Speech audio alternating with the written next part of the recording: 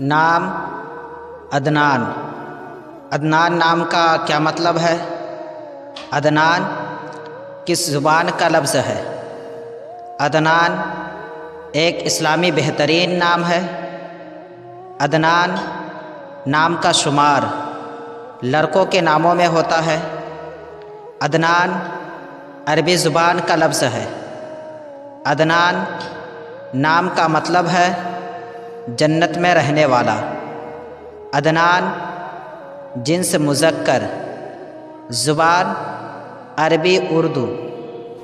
عدد نمبر 4۔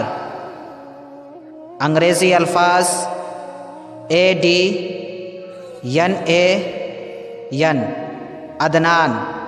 اشعار دل جس بات پہ ضد کرتا ہے، دل جس بات پہ ضد کرتا ہے، رب اسی بات پہ آزماتا ہے۔